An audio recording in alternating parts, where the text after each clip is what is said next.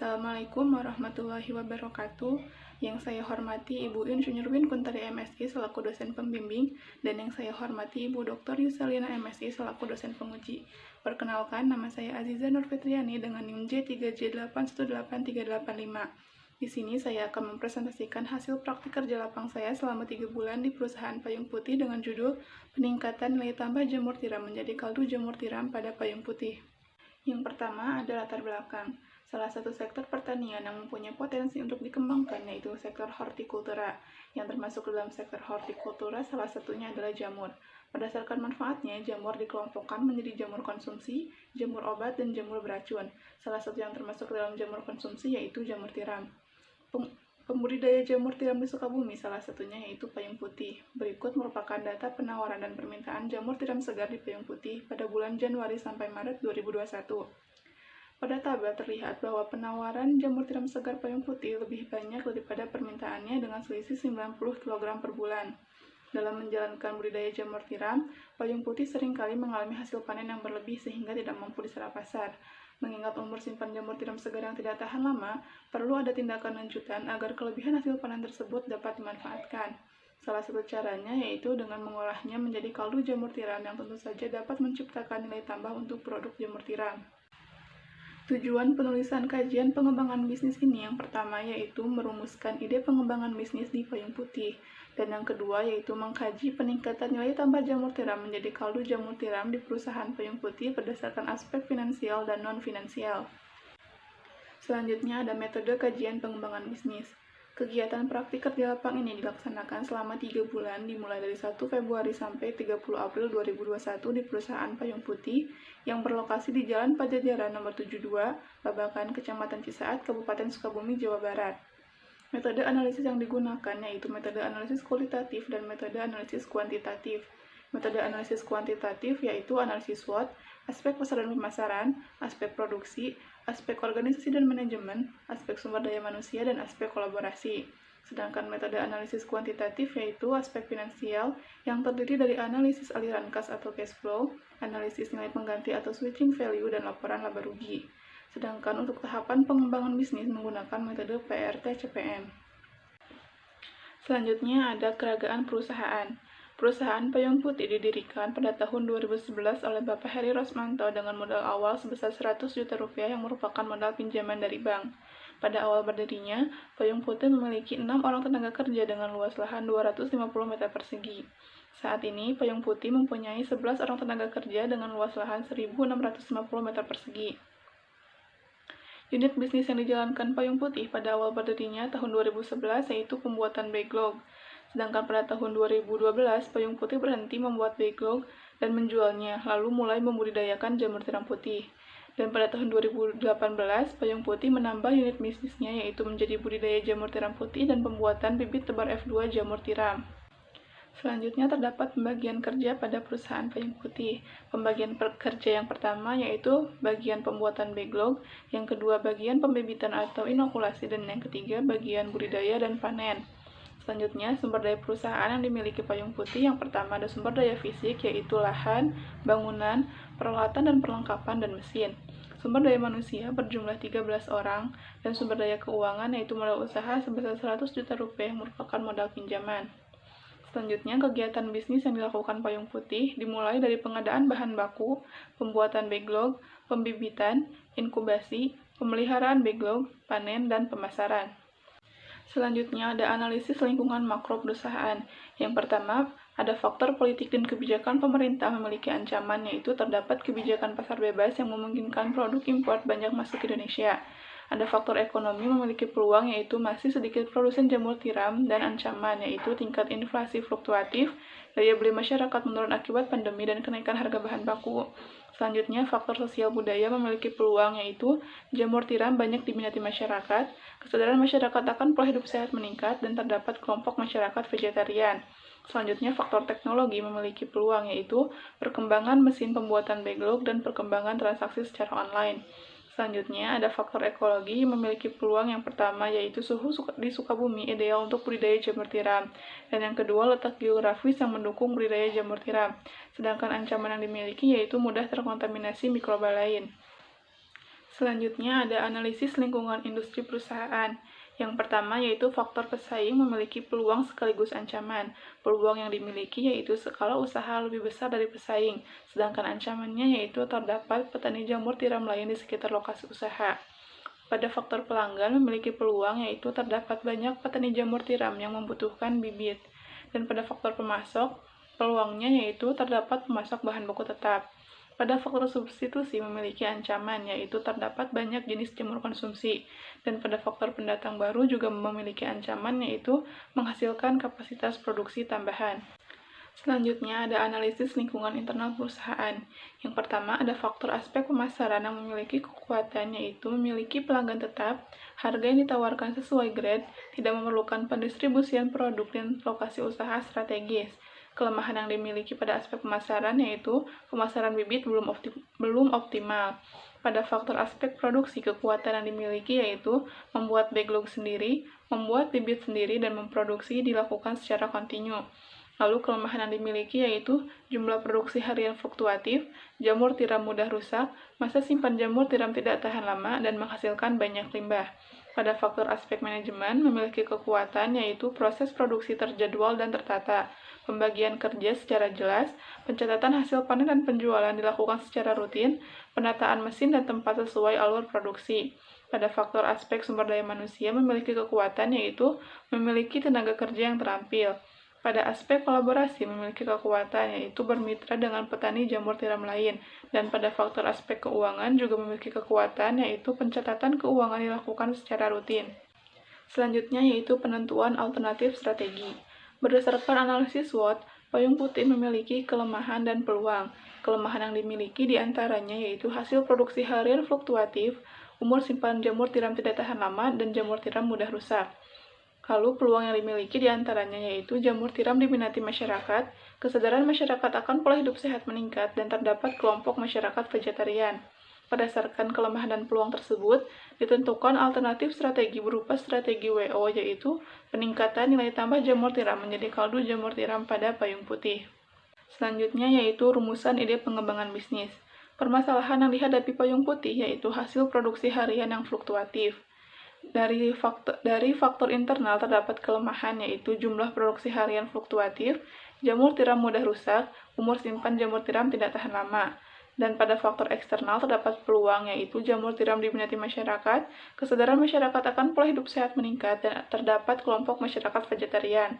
Berdasarkan kelemahan dan peluang tersebut, ditemukan ide pengembangan bisnis yaitu peningkatan nilai tambah jamur tiram menjadi kaldu jamur tiram pada payung putih, yang selanjutnya akan dianalisis menggunakan aspek finansial dan aspek non-finansial.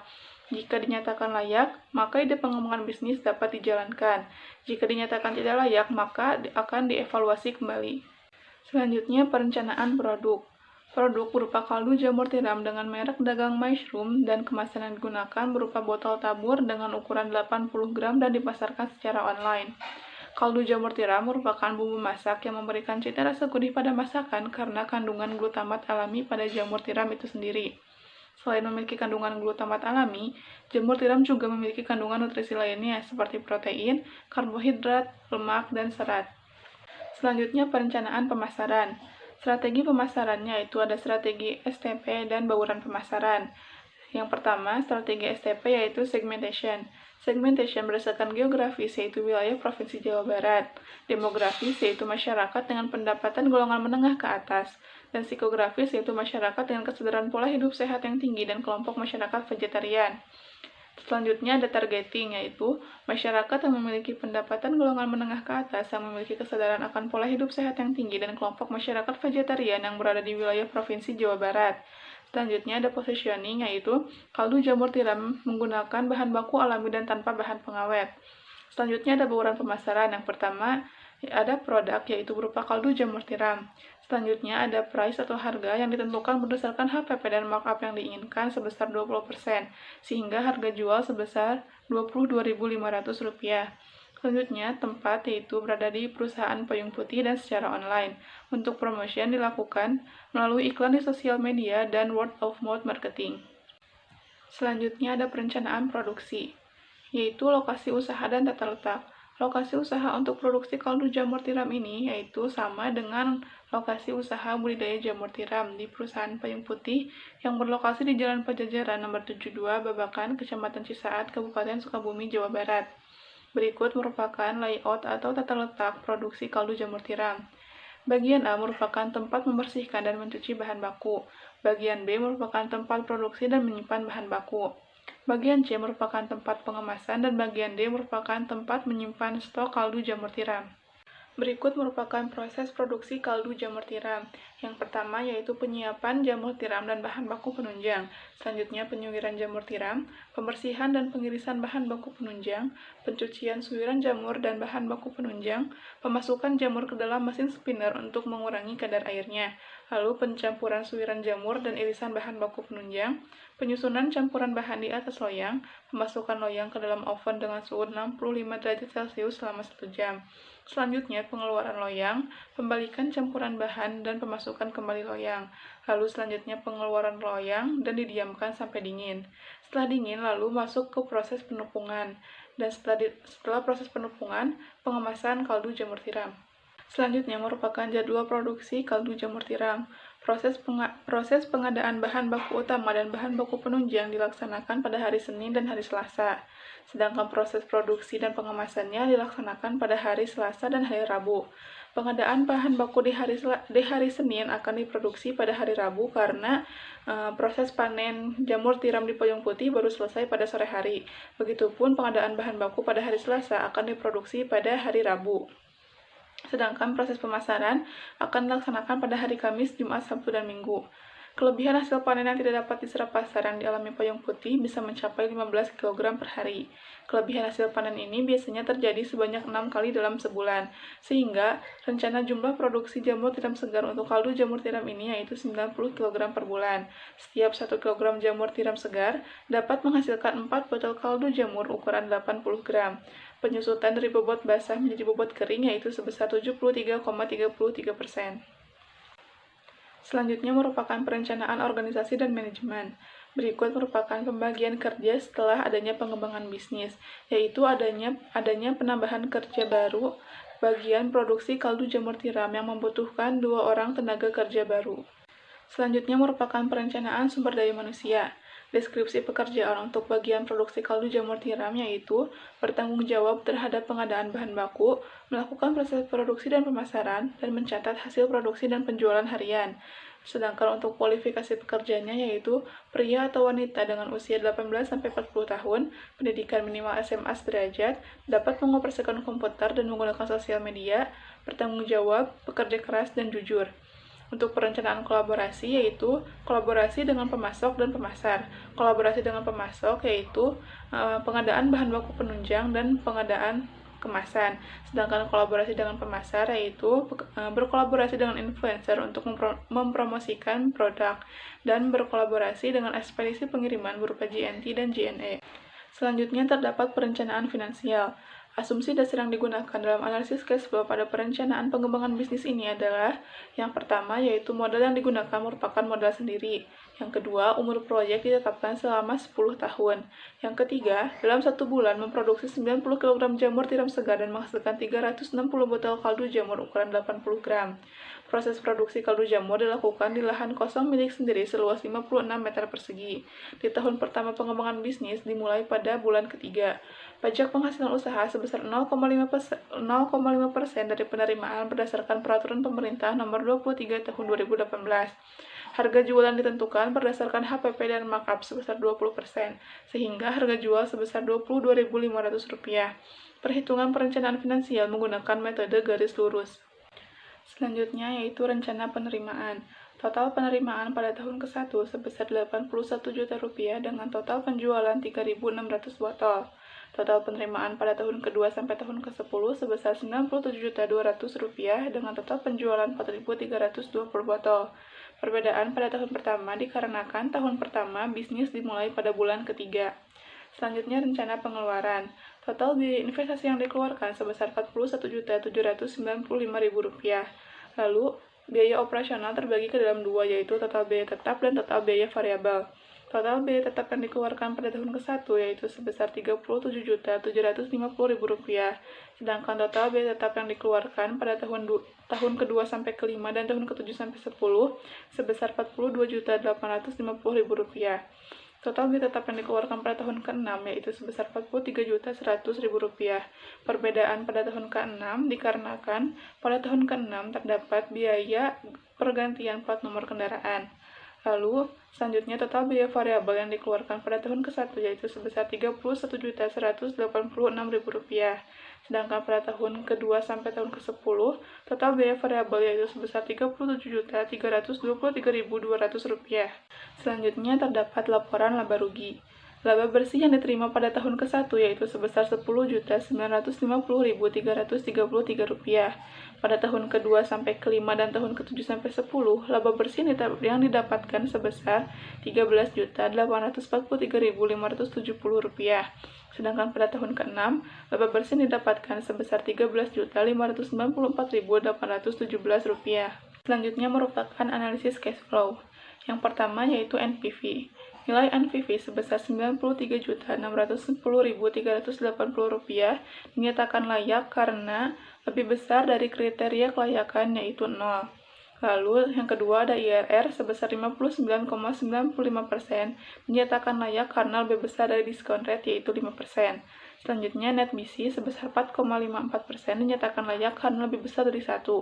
Lalu ada gross BC senilai 1,14 dinyatakan layak karena lebih besar dari 1. Selanjutnya ada payback period yaitu 2,75 atau 2 tahun 9 bulan dinyatakan layak karena kurang dari umur bisnis yaitu 10 tahun. Selanjutnya ada analisis switching value.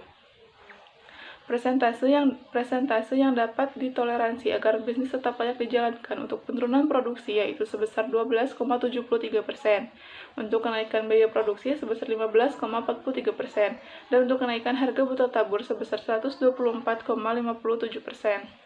Selanjutnya, kegiatan pengembangan bisnis dimulai dari identifikasi masalah, survei pasar, perencanaan sarana dan prasarana, perencanaan finansial, pengadaan peralatan, pengadaan tenaga kerja, pembuatan produk, pengajuan PIRT, pelaksanaan pemasaran, dan evaluasi. Selanjutnya merupakan aktivitas kritis tahapan pengembangan bisnis. Dapat diketahui bahwa jalur kritis dapat dilihat dari slack yang bernilai 0, yaitu pada aktivitas B, C, E, G, I, dan J, yang berarti aktivitas harus dilaksanakan sesuai dengan waktu yang telah ditetapkan dan tidak boleh ditunda. Jika aktivitas tersebut tidak dilakukan sesuai dengan schedule, maka waktu penyelesaian kegiatan pengembangan bisnis akan tertunda. Selanjutnya merupakan simpulan. Simpulan yang pertama yaitu salah satu rumusan ide rencana pengembangan bisnis yang didapatkan dari analisis lingkungan internal dan eksternal perusahaan adalah peningkatan nilai tambah jamur tiram menjadi kaldu jamur tiram. Rumusan ide pengembangan bisnis ini dijalankan dengan memperbaiki kelemahan internal dan memanfaatkan peluang eksternal. Berdasarkan analisis non-finansial, usaha pengembangan bisnis ini layak dijalankan. Kelayakan tersebut dapat dilihat dari perencanaan pasar dan pemasaran yang sudah memiliki target pasar, perencanaan produksi yaitu adanya jadwal produksi, perencanaan organisasi dan manajemen yaitu terdapat pembagian kerja baru untuk produksi kaldu jamur tiram, perencanaan sumber daya manusia yaitu tersedianya tenaga kerja, dan perencanaan kolaborasi yaitu adanya pemasok dan pemasar. Berdasarkan analisis finansial, pengembangan bisnis ini layak dijalankan. Kelayakan tersebut dapat dilihat dari nilai NPV yang lebih besar dari 0, yaitu Rp93.610.380. Nilai IRR yang lebih besar dari diskon rate, yaitu 59,95%. Net BC yang lebih besar dari 1, yaitu 4,54. Gross BC lebih besar dari 1, yaitu 1,14. Dan payback period kurang dari umur bisnis, yaitu 2 tahun 9 bulan. Berdasarkan analisis switching value, batas yang dapat ditoleransi agar bisnis tetap layak untuk penurunan produksi sebesar 12,73%, untuk kenaikan biaya produksi sebesar 15,43%, dan kenaikan harga botol tabur sebesar 124,57%. Selanjutnya adalah saran. Saran yang pertama yaitu Payung Putih dapat mengaplikasikan rencana pengembangan bisnis peningkatan nilai tambah jamur tiram menjadi kaldu jamur agar pendapatan perusahaan meningkat. Saran yang kedua yaitu pencegahan penurunan produksi yang dapat mencapai 12,73%. Payung Putih dapat melakukan strategi pemasaran seperti peningkatan promosi. Pencegahan kenaikan biaya produksi yang dapat mencapai 15,43%. Payung Putih dapat menjalin kerjasama atau bermitra dengan pemasok bahan baku seperti tengkulak dan pedagang pasar. pencegahan kenaikan harga botol tabur yang mencapai 124,57%, yaitu dengan cara menjalin kerjasama dengan toko plastik atau penjual botol tabur. Sekian presentasi dari saya mengenai hasil praktik kerja lapang di perusahaan Payung Putih. Jika ada kurangnya mohon dimaafkan. Wassalamualaikum warahmatullahi wabarakatuh.